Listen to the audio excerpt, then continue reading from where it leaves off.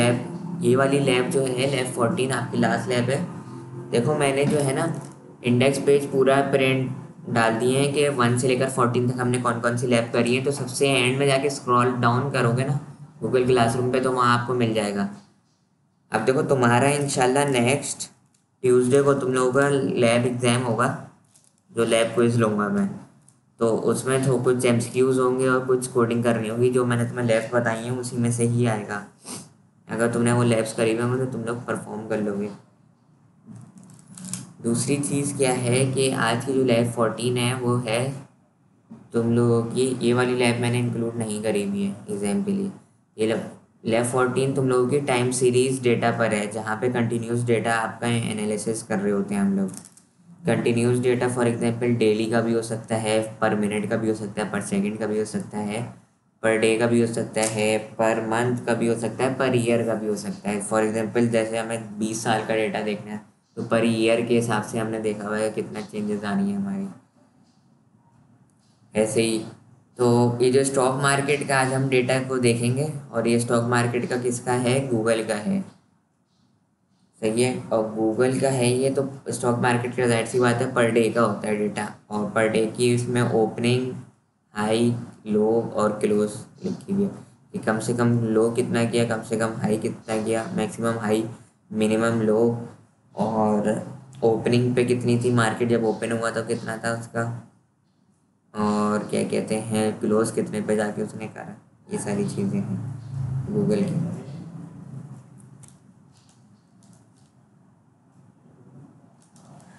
सही है, ये मैंने क्लासरूम पे जो है CSV प्रोवाइड करी हुई है, ट्रेंड और CSV और टेस्ट डॉट CSV भी। देखो ये गूगल डॉट CSV खोलोगे ना तो वो इंडेक्स कॉलम मैंने इसमें क्या बना दिया है, डेट को। उसमें जो है ये भी, अगर हम इसमें देखें ना ट्रेंड डॉट CSV तो उसमें सारी कॉलम्स हैं। अगर मैं डेट की कॉलम को इंडेक्स नहीं बनाऊंगा तो जाहिर सी बात है 0 से लेकर 1 2 3 तक वो फिर ऐसे ही इंडेक्स चला रहा होगा पांडास में ना, इस तरीके से। तो मैंने क्या करा कि डेट का जो कॉलम है हमारे उसमें आपके इधर, उसको मैंने बता दिया कि हमारी इंडेक्स कॉलम हम 0 1 2 3 से स्टार्ट नहीं हो, हमारी इंडेक्स कॉलम को हमने कह दिया है कि जो हमारा एक्सेल या CSV में जो कॉलम है डेट, उसको हम इंडेक्स कॉलम बना रहे हैं। तो इस वजह से ये इंडेक्स कॉलम डेट बन गया, और पार्स डेट्स ट्रू कर दिया ताकि वो उसके ऊपर जो है उसको बता दिया कि ये इंडेक्स कॉलम डेट है, लेकिन हमने इसको बताया कि भाई ये डेट कॉलम है, तो उसको मैंने ट्रू बता दिया। अगर मैं पार्स डेट ट्रू नहीं करता तो वो उसको पता ही नहीं चलता कि ये जो डेट का कॉलम है, इंडेक्स कॉलम जो हमने बनाया है, कि वो असल में डेट है, वरना वो उसको स्ट्रिंग ले लेता। तो अब वो पार्स डेट उसको ट्रू इसलिए कर दिया कि हाँ भाई ये डेट का कॉलम है। ये डेटा सेट करके मैंने शो करा दिया, जो बाकी के जो कॉलम है वो शो करा दिए। अब मैं ये इसमें चेक कर रहा हूँ कि क्या इसमें कोई नल वैल्यू है डेटा सेट में, तो ये चेक करा है मैंने। तो डेटा सेट मतलब तुम्हारा DF, मैंने उसका नाम चेंज करा हुआ, DF dot is NA dot NE। अगर कोई भी है नल वैल्यू किसी भी कॉलम में, डॉट NE लिख कर वो बता देगा कि कितनी नल वैल्यू है। तो सब में वो बता रहा है कि नहीं है। अगर एक भी होती तो वो ट्रू रिटर्न कर देता, तो कोई भी नहीं है। फिर मैंने इन्फो से भी चेक कर लिया कि देखो इन्फो में टोटल रिकॉर्ड कितने हैं। टोटल हमारे पास वैल्यूज हैं 1258, तो हर कॉलम की यही वैल्यूज आ रही हैं, तो कोई भी नल वैल्यूज यहाँ से भी नहीं पता चली हमें। नॉन नल आ रहा है ना लिखा हुआ, कोई भी नल नहीं। अब मैंने इसका क्या करा, मैटप्लॉटलिब पर डेटा जो है मैंने ये पुट करा है। क्या कर रहा हूँ मैं, डिपिक्शन कर रहा हूँ, डेटा को विजुलाइज कर रहा हूँ। तो डेटा सेट डॉट ओपन सिर्फ एक कॉलम को दिखा रहा हूँ मैं, और उसकी मैंने फिगर साइज बता दी है 16 क्या है तुम्हारी कॉलम्स में डिवाइड है, और 6 जो है तुम्हारी ये हाइट में डिवाइड है। तो ये वेट है 16 और ये 6 क्या है तुम्हारी हाइट है। तो ये पूरा टाइम सीरीज डेटा बता दिया इसने 2012 से मैंने जो प्रोवाइड करा हुआ तुमने को 2017 तक। तो ये दिखा रहा है कि ये शेयर्स बढ़ते ही जा रहे हैं इसके, तो गूगल के माशाल्लाह से देखो तकरीबन। फिर क्लोज का भी ऐसे ही तुम कर सकते हो अगर चाहो। अब ये यहाँ पर मैंने ये क्या करा, ये देखो अब डेटा सेट डॉट क्लोज पे क्या करा मैंने, डॉट स्ट्रिंग रिप्लेस, अगर इधर कॉमा आ रहा है तो कॉमा को मैंने इससे रिप्लेस कर दिया स्पेस से, और उसकी टाइप दे दी है मैंने फ्लोट। ये क्यों दी है, ये देखो,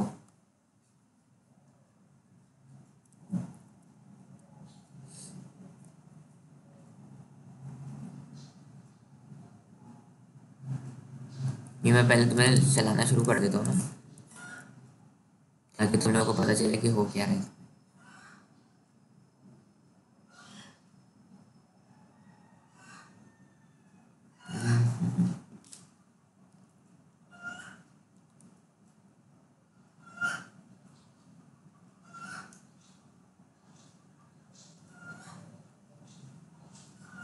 हो गया रन, चलो। फिर मैं इसमें आया, फिर ये अब देखो ये क्या कर रहा है कि जहाँ जहाँ भी कॉमा होगा ना, वो उसको कॉमे को रिलीज हटा देगा। कहाँ गया, कहाँ गया, हाँ। अब देखो इसकी सबसे बड़ी मिसाल किधर है, ये देखो यहाँ पे वॉल्यूम में कॉमा आ रहा है, इस वजह से हमने ये रिप्लेस करा है। खैर क्लोज में तो कॉमा है ही नहीं, डॉट ही है, तो इससे कोई ज़्यादा फर्क नहीं पड़ेगा।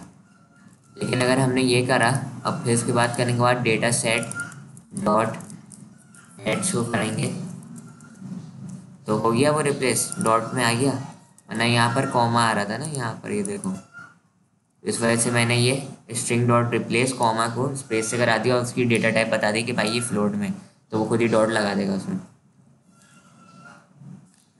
फिर उसके बाद क्या करा हमने, इसका रोलिंग मीन निकाला। रोलिंग मीन क्या होता है कि जाहिर सी बात है, अगर पर डे का डेटा है तो अब मैं इसको पर डे के हिसाब से नहीं देखना चाह रहा, मैं चाह रहा हूँ कि पर वीक के हिसाब से जो है ना ये डेटा निकालें, हफ्ते हफ्ते के हिसाब से। तो ये क्या करेगा, देखो शुरू की 6 छोड़ देगा, 1 2 3 4 5 6 और फिर 7 से ये मीन निकालना शुरू करेगा।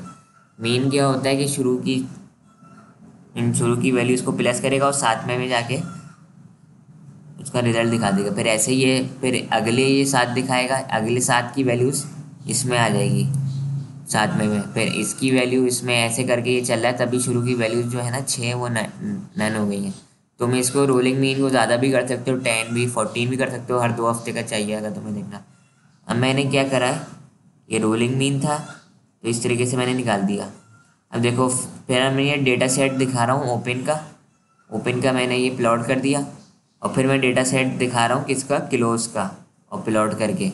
लेकिन डेटा सेट में सिर्फ डायरेक्ट क्लोज का नहीं दिखा रहा, डेटा सेट में दिखा रहा हूँ रोलिंग मीन करके दिखा रहा हूँ, और हर महीने का दिखा रहा हूँ क्लोज वाला ना। तो ये फिर ऐसे आ रहा है, और ये जो तुम्हारा है ये तुम्हारा नॉर्मल है, कौन सा, ओपन का, और ये क्लोज का है पर मंथ का। तो रोलिंग मीन क्या करता है कि जैसे यहाँ तो मैं देखो कितनी फ्लैक्चुएशन आ रही है ना ऐसे, तो ये एक स्मूथ कर्व जनरेट कर देता है बिल्कुल। ये देखो रोलिंग मीन देखो ना क्लोज का कैसे आ रहा है। तो इस तरीके से आप देखो, फॉर एग्जांपल के अंदर डेटा सेट लिया क्लोज और 30 डे मीन ले लिया मैंने। ये मैंने एक नई कॉलम बना रहा हूँ, तो किस में क्या ले रहा हूँ, मैंने रोलिंग मीन लिया है, पर मंथ का ले रहा हूँ। तो 30 का विंडो मैंने क्रिएट करा, अगर पर वीक का लेता तो 7 का करता, और ईयर्स का मुझे मीन चाहिए तो ये मैंने मीन ली। फिर ऐसे ही मैंने डेटा, अब मैंने ये क्या कर रहा हूँ, दूसरी जो लाइन है ये सिर्फ किस लिए है, प्लॉट कराने के लिए, कि data set close comma close 30 day mean, ये पूरा एक नाम दिया है मैंने कॉलम का ना, 30 डे मीन, उनको प्लॉट करा दिया। तो देखो क्या क्या कह रहे हो, वालेकुम अस्सलाम। हाँ पहले मैं ये ज़रा बता दूँ, फिर तुम लोगों का लैब वो प्रोजेक्ट देखता हूँ, सही है। अब ये देखो क्लोज, ये पूरा क्लोज किए मैंने, एक ये क्लोज का मैंने रोलिंग मीन मालूम करा तो 30 विंडो रखी शायद, मतलब 30 मतलब पर डे का डेटा है, तो मुझे अब पर उसको जो अब मुझे स्मूथ करना है पर मंथ के हिसाब से मैंने स्मूथ करा है इसको।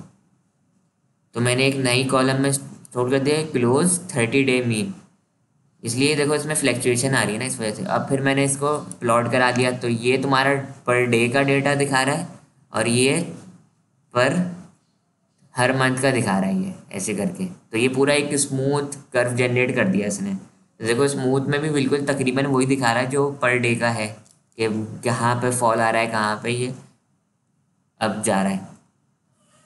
ये थी। फिर data set dot expanding mean, और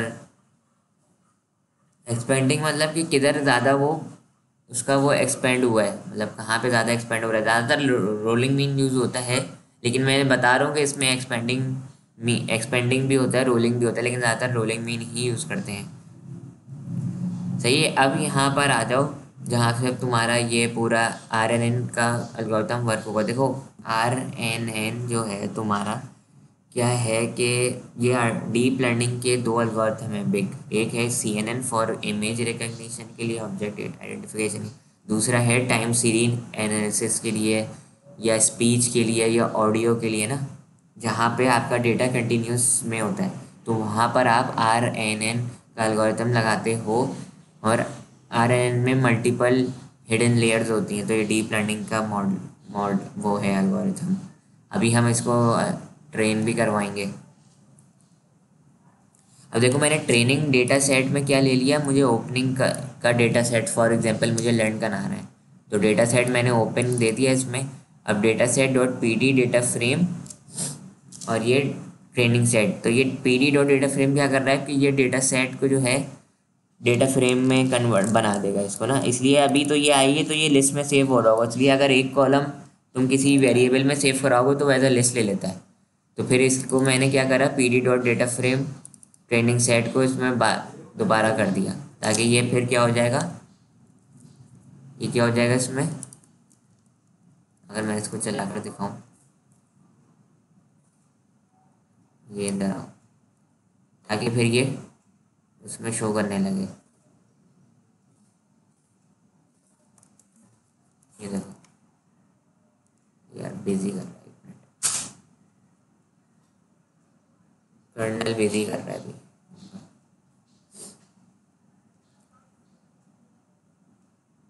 ये देखो आ गया डेट और ओपन वर्ल्ड। अब मैंने क्या करा कि एसक्यूएल एंड से प्री प्रोसेसिंग कराऊंगा मिन मैक्स क्लासीफायर। ये मिन मैक्स क्लासीफायर क्या करेगा, जो तुम्हारे फीचर्स है ना, दैट से पता तुम्हारा फीचर क्या ओपन है, उसको 0 और 1 में कन्वर्ट करने की कोशिश करेगा। इसलिए मशीन, अगर तुम ये बड़े बड़े डिवीजन देखो ना, देखो टाइम सीरीज एनालिसिस में जो है सबसे बड़ा क्या मसला आता है कि यही आता है कि कहीं तुम्हारा डेटा स्मॉल में, कहीं तुम्हारा डेटा ज़्यादा फ्लैक्चुएट कर रहा है। देखो यहाँ पर ये जो डेटा है तुम्हारा इंक्रीज़ हो रहा है, कहीं डिक्रीज़ हो रहा है। देखो कहीं तुम्हारा डेटा इतना है 300 की लाइन में चल रहा है, एकदम 400 पे गया, एकदम 600 पे, एकदम 800 पे। तो इतना बड़ा अगर डिवीजन होगा ना, तो तुम्हारा क्या होगा, डेटा या मॉडल तुम्हारा सही से ट्रेन नहीं कर पाएगा। तभी हमने उसको ऐसी रेंज में रखा है।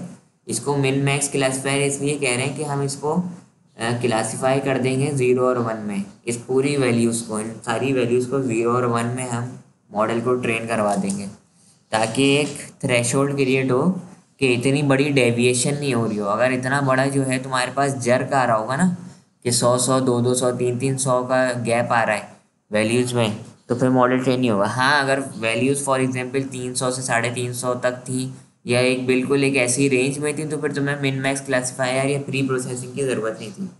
फिर हमने क्या करा, इसके ऊपर मिन मैक्स क्लासीफायर चलाया, और फिर ये SC डॉट फिर ट्रांसफॉर्म, हमने इसको ट्रांसफॉर्म कर दिया। अब देखो कैसी वैल्यूज आएंगी इसके बाद होने के बाद। देखो अब 0 से लेकर 1 में आ रही है सारी वैल्यूज़, या तो 0 होगी या तो 0 से लेकर 1 में होंगी, इससे ज़्यादा एक्सीड नहीं करेगी।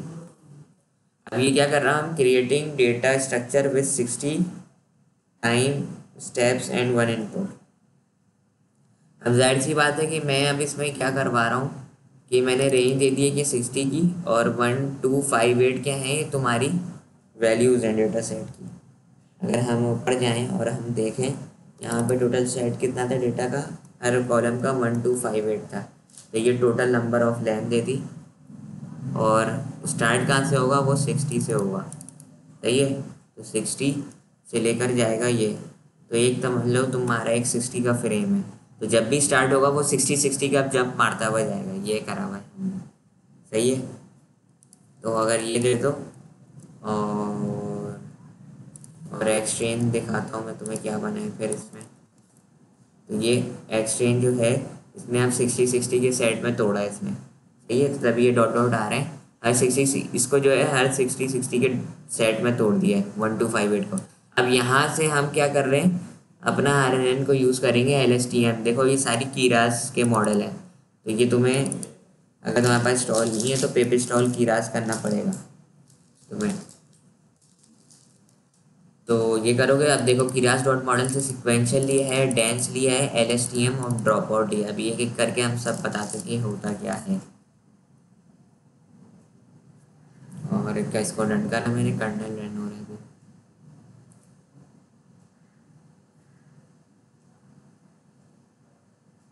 तो ये एलएसटीएम, इसमें आप एल्गोरिथम यूज़ करोगे। तो ये रिग्रेशर बना दिया सिक्वेंशियल का। अब इस रिग्रेशर के अंदर तुम क्या कर रहे हो, डॉट एड एलएसटीएम, ये तो तुमने ऑब्जेक्ट दिया हुआ है, units 50 return sequence to input.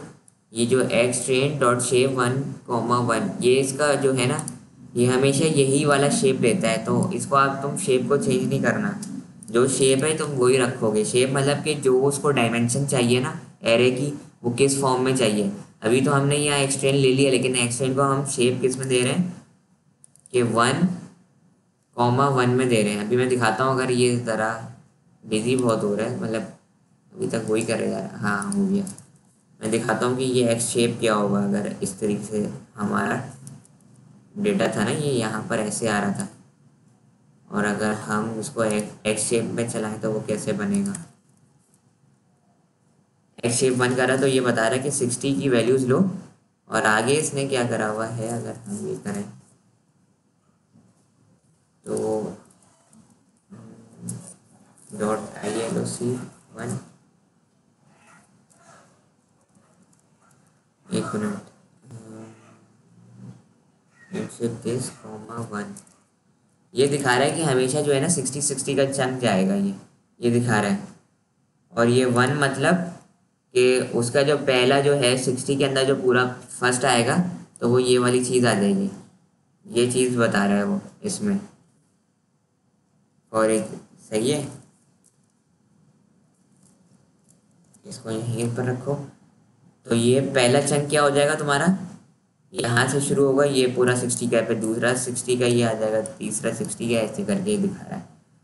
तो ये अच्छा, इसको ट्रू ही रहने देना कि रिटर्न सीक्वेंसेस ट्रू, ये इसकी बाय डिफ़ॉल्ट है। और ये 50 क्या दिया हुआ है तुमने, ये 50 क्या है, 50 है तुम्हारे नंबर ऑफ हिडन लेयर्स के जो न्यूरॉन्स है ना, हिडन लेयर्स में जो न्यूरॉन्स है, ये 50 रखा है। चाहो तो तुम इसको 100 कर दो, 200। अब ये तुम्हारे ऊपर है कि तुम जब इसको लर्न करवा रहे होगे तो कितनी तरीके से कैसे लर्न होगा। Regression dot add dropout रखा है। ड्रॉप आउट मतलब कि एरर वैल्यू मिनिमम कितनी होनी चाहिए जिस पर ये हम इसको निगलेक्ट कर देंगे। तो ड्रॉप आउट हमने 0.2 का रखा है। ये हमारी इनपुट लेयर हो गई। अब ये हम क्या बना रहे हैं, सेकेंड लेयर बना रहे हैं। फिर ये एक और मैंने थर्ड लेयर बनाई। ये तुम्हारी अब हिडन लेयर्स बनना शुरू हो गई। ये तुम्हारी क्या थी, इनपुट लेयर थी, जहाँ पे तुम्हारा डेटा सेट आया हुआ है और तुमने बताया हुआ है कि उसके भी 50 होने चाहिए। अब ये तुम्हारे इनपुट लेयर्स हैं, सॉरी हिडन लेयर्स हैं। हिडन लेयर्स के अंदर भी न्यूरॉन्स का साइज तुमने बता दिया 50 होना चाहिए। 50 हो गया। ड्रॉप आउट उसका भी तुमने सेट कर दिया, एक और ड्रॉप आउट सेट कर दिया, फिर ये एक और तुमने ड्रॉप आउट सेट कर दिया। तो देखो मैंने कितने लेयर्स चूज़ करे। मैं बाय डिफ़ॉल्ट ये return sequence I think true ही होगा। अगर मैं इसको दिखाता हूँ ना चलाकर। अच्छा, इसके लिए जो है ना कंप्यूटेशन बहुत हैवी चाहिए होती है, तभी जो है ज़्यादा, अगर मॉडल को तुम्हें जल्दी ट्रेन करना है तो जीपीयू कंजप्शन भी लेता है ये। खैर हमारे पास, अगर तुम्हारे पास डेडिकेटेड जीपीयू नहीं है, बिल्ट इन भी है, तो उससे अभी काम चल जाएगा। कोई इतना भी बड़ा डेटा हमारे पास ऐसा है नहीं। बस 3 साल का रिकॉर्ड है, तो 3 साल में 1258 रिकॉर्ड्स हैं हमारे पास ना। तो अब देखो हमारे पास एक इनपुट लेयर है, ये एक हिडन लेयर, दूसरी हिडन लेयर, तीसरी हिडन लेयर, सबके जो है न्यूरॉन्स 50 हैं हमने सेट करे हुए। अगर तुम ये देखो जो ये मैं लिख रहा हूँ ना, ये बाय डिफ़ॉल्ट होती है इसकी वैल्यू। अगर मैं दिखाऊँ ये ऐड रिग्रेशन, इसमें अगर, खैर इसमें आ नहीं रही, लेकिन बाय डिफ़ॉल्ट ये रिटर्न सीक्वेंस ट्रू ही होती है। लेकिन जो एंड वाले में है ना, क्या कहते हैं, इसमें ये भी लिख दोगे तो कोई मसला नहीं होगा। इसमें ऐसा कोई सच मसला नहीं आएगा तुम्हें। तो ये हमने 3 बना दी। और ये क्या है, तुम्हारी आउटपुट लेयर आएगी रिग्रेशन डॉट एड डेंस, और फिर ये यूनिट्स इक्वल टू 1 ही रखना है। ये वैल्यूज मतलब चेंज नहीं करना। तुम इस वैल्यू से खेल सकते हो, इस वैल्यू से खेल सकते हो, इस वैल्यू से खेल सकते हो, इन वैल्यूज से खेल सकते हो। इसको ज़्यादातर यही रखे रहते ना, वरना अगर तुम्हें आउटपुट चेक करना हो तो चेक कर लेना कि क्या फिर तुम्हारी वैल्यू बन गई ना। अब यहाँ पर आ जाओ रिग्रेशर डॉट कंपाइल ऑप्टिमाइज़र। अब यहाँ ऑप्टिमाइज़र का नाम बता रहा हूँ कि क्या है। यहाँ तुम ऑप्टिमाइज़र का देखो बाय डिफ़ॉल्ट क्या है, RMS प्रॉप भी है, एडम ऑप्टिमाइज़र भी है, बहुत सारे ऑप्टिमाइज़र हैं। अब अगर तुम इसमें जाकर देखो कि कौन कौन से हैं, या इसकी डॉक्यूमेंटेशन पढ़ोगे ना कि रिग्रेशर डॉट कंपाइल ऑप्टिमाइज़र कौन कौन से हो सकते हैं, तो होते हैं ज़्यादातर एडम से ही यूज़ करते हैं लोग। इसके और लॉस का बता रहे हैं कि लॉस कैसे कैलकुलेट करेगा, mean squared error. Root mean square error भी होता है, मीन स्क्वायर एरर भी होता है, तो मीन स्क्वायर्ड एरर यूज़ करा है मैंने। रूट मीन स्क्वायर एरर में अंडर रूट आ जाता है। और रिग्रेशर अब मैं फिट कर रहा हूँ एक्स ट्रेन वाई ट्रेन, और इपॉक साइज दिया है कि ये ट्रेन कितना करेगा, मतलब कितना बैच होगा। तो मैंने बैच बता दिया कि 100 बैच होंगे, और हर बैच में कितना साइज होना चाहिए डेटा का, 32 लिखा हुआ है। मैं चाहूँ तो इसको कम भी कर सकता हूँ, वरना तो बहुत देर में जाके ये ट्रेन कराएगा अपने आप को। और मैं बैच साइज भी बढ़ा सकता हूँ 32 था, तो मैं इसको कर देता हूँ 64। इसको ऐसे रखना है, या तो 16 रखो बैच साइज, या 32 64 128 ऐसे रखो। अब मैं अगर मैं जितना बैच साइज बढ़ा दूंगा, हर एक बैच के अंदर जितना मैं नंबर ऑफ डेटा बढ़ाऊंगा, कि एक बैच में 64 का साइज़ होना चाहिए, तो वो जल्दी ट्रेन हो जाएगा। जाहिर सी बात है, जितना कम रखूँगा और जितना साइज़ बढ़ाऊंगा बैच का, तो उतना टाइम लेगा। अब मैंने ये करा रन। अब देखो ये ईपॉक रन होना शुरू हो रहा है, पहला एक है, अभी देखो ये रन होगा। काफ़ी बिजी हो रहा है मेरा लैपटॉप अभी।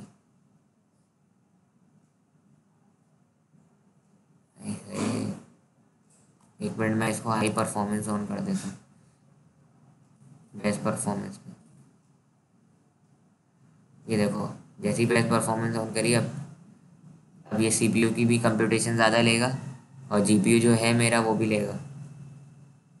देखो ये दिखा रहा है लॉस कितना है, जितना कम होता जाएगा ना लॉस, उतना आपका मॉडल ज़्यादा अच्छा ट्रेन हो रहा है। देखो अब 0.00 पे चला गया, और जाएगा अभी, और कम हो रहा है। देखो देखते हैं 50 तक कितना जाता है। यार इसको जाने दो अभी। फिर हमने एक टेस्ट में भी डिवाइड करा हुआ है डेटा को ना, फिर हम उससे इसको कंपेयर करवाएंगे, फिर देखेंगे कि रियल प्रिडिक्शन कितनी है और उसकी, और प्रिडिक्टेड जो है वो क्या है बन रहा है डेटा हमारा, सब चेक करेंगे। ये बताओ तुम लोगों ने प्रिंट आउट निकलवा लिया? इसका फिर नया क्लास ना वो प्रोजेक्ट। हाँ। ये फिर वही तो ठीक कर सकते तुम लोग क्या यूनी आए हुए थे, हैं। यूनिवर्सिटी आए हुए थे?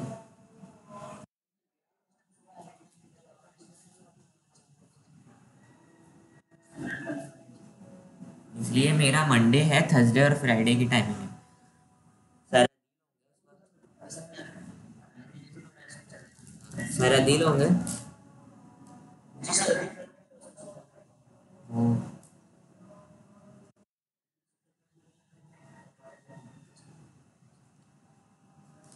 या तो वहीं रख देते हैं फाइलों में।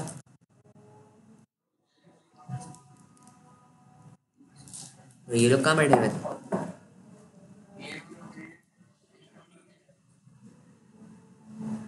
अच्छा।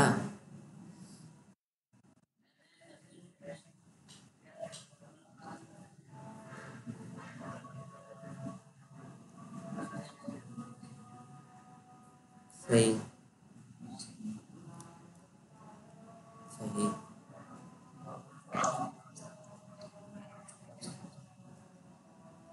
सही सही। खैर हो भाई।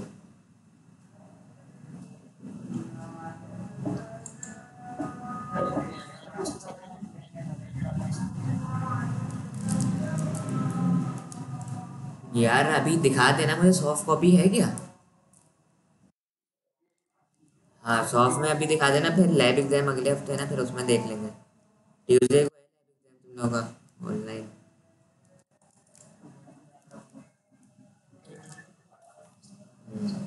ये देखो हो गया मॉडल ट्रेन आपका ना पूरा। इपॉक्स साइज से किया, देखो लॉस कम होता रहा है, 0.08 था शुरू में, अब आखिर में आओ कितना कम हो गया, 0.003 हो गया। तो ऐसे ही जितना तुम साइज बढ़ाओगे उतना और कम हो जाएगा। अब इसमें मैंने क्या कर रहा हूँ, अब इसका टेस्टिंग वाली मैंने फाइल उठाई है, टेस्टिंग वाली भी प्रोवाइड करी हुई है, ये पूरा मैंने फाइल दी हुई है, तुम लोगों को इससे खेलना हो तो जितना खेलना हो ना खेल लेना। फिर मैंने ये करा, अब ये टेस्टिंग वाली आ गई उठकर, और फिर इसमें भी हमने वही देखा। टेस्टिंग में देख लो डेटा सेट कितना है, टोटल 20 एंट्रीज हैं बस, और नहीं ज़्यादा नहीं रखा अभी हमने। फिर इसमें भी वही कर रहा है कि ये मैंने क्या करा, कॉमा को देखो, इसलिए कॉमा को हमने रिप्लेस करा है कि वॉल्यूम में देखो कॉमा आ रहा है, हमने इसको कॉमा को रिप्लेस करके किससे कर दिया, हमने बता दिया कि इसमें कॉमा अगर आ रहा है तो उसको रिप्लेस कर दो एम्प्टी स्पेस से, और फिर ये उसकी डेटा टाइप बता दी कि फ्लोट है।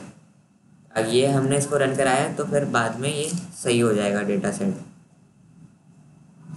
क्या एरर आ गया, हाँ, can only concatenate with string values data set dot value. अच्छा सही है, वो हो गया, देखो यहाँ हो गया, वो हो गया ये, तभी वो एरर देगा, सही है। फिर मैंने वही करा कि डेटा सेट में पीडी को उसमें डाल दिया, ताकि पहली कॉलम को ही हम ओपनिंग को ही ट्रेन करा रहे हैं ना। फिर इसमें करा हमने, फिर इसको भी वैसे ही करोगे, सारा शेप कराओगे, ये सारी चीज़ें शेप कराने के लिए आप प्रेडिक्टेड के लिए करवा रहे हैं डेटा को। सिंपल क्या करा तुमने प्रेडिक्टेड के लिए, ये पूरा तो तुम्हारा ये शेप का डेटा हो रहा था, प्रेडिक्ट कराने के बाद ट्रांसफॉर्म कर दिया। अब ट्रांसफॉर्म के बाद तुमने इसको क्या करोगे कि पी डी डॉट डेस, और ये स्टॉक प्राइस करे तो ये इनको दिखा रहा है। अब सिर्फ तुमने यहाँ पे क्या करा कि विजुअलाइजेशन दिखा रहे हो कि तुम्हारे पास जो डेटा सेट था टेस्ट वाला, जो ऊपर था ना तुम्हारा डेटा सेट, ये टेस्ट वाला है, डेटा सेट अंडरस्कोर टेस्ट, और फिर ये प्रेडिक्ट स्टॉक, ये दिखाएगा कि इसमें क्या चेंजेस आ रही हैं, जो उसने प्रेडिक्ट करा है और जो टेस्ट कर रहा है वो। देखो प्रेडिक्टेड जो है गूगल स्टॉक का क्या है, वो ये दिखा रहा है ब्लू वाला, और जो रियल स्टॉक है वो ये है, सही है, जो रियल दिखा रहा है वो ये है। तो इसका मतलब हमारा मॉडल सही से ट्रेन नहीं हुआ। अगर हम इसका ईपॉक साइज फिर 32 कर दें, और फिर इसको अगर हम ट्रेन कराएं तो देखते हैं क्या होता है, और 100 कर दें तो फिर 100 पे ज़्यादा अच्छी वैल्यू आ रही थी, सही है। ये तो फिर तुम देखोगे, फिर इसको चलाओगे, फिर हो सकता है कर्व जो है इसके करीब करीब आ रहा हो। तो ये सारी चीज़ें हैं इसमें जो थी। ये था तुम्हारा मॉडल जिधर पूरा RNN बना है। बाकी ये तो सारी जो है ना डेटा के फॉर्मेशन के लिए है, ये जो कोड है ना ये कोई इतना वो नहीं है, तो तुम्हें मैंने प्रोवाइड कर दिया। फिर इसमें तुम्हारे पास सिर्फ डेटा सेट होना चाहिए, डेटा सेट की वैल्यूज़ वो खुद ही शेप कर देगा, बस ये करा है हमने, और इसमें कोई ऐसी नई चीज़ नहीं है या कोई नई जिद्दत। अगर मैं इसको अभी स्टॉप करा दूँ, और बस यही आज ही ये मैंने इसका कोड भी प्रोवाइड करा हुआ है। हाँ बस ये करके देखना, तुम्हें इसमें फाइन ट्यून करके देखना होगा तुम्हें अपने मॉडल को ना, कि 50 का साइज़ है तो 100 कर दिया बैच, हर बैच पर साइज़ को जो है 32 से 64 या उससे बढ़ा दिया, तो क्या तुम्हारा मॉडल में चेंजेस आ रही। जिधर तुम्हारा मॉडल जो है एक्चुअल वाली वैल्यू से जो है सेम आने लगे, बिल्कुल एक्चुअल के करीब, तो उसका मतलब तुम्हारा मॉडल बहुत अच्छा ट्रेन हुआ है। तो फिर उसी वैल्यूज़ को जो है तुम क्या करोगे, ट्रेन कर देना। ये तुम्हारा जो है इन वैल्यूज़ पे सेट हुआ है, जैसे फॉर एग्जांपल 100 बैच साइज़ और 32 का बैच पर बैच, 100 के बैचेस होंगे और बैच पर साइज़ कितना होगा 32 का, फॉर एग्जांपल, जैसे इस पे तुम्हारा मॉडल अच्छा ट्रेन हो गया। तो ये चीज़ थी, और क्या कहते हैं, बस। और अब तुम लोग जो है लैब इसको परफॉर्म करना, नेक्स्ट वीक तुम लोगों का लैब क्विज़ है, और उसी में जो है तुम्हारी लैब क्विज़ की मार्किंग हो जाएगी, और आज की जो है लैब प्रोजेक्ट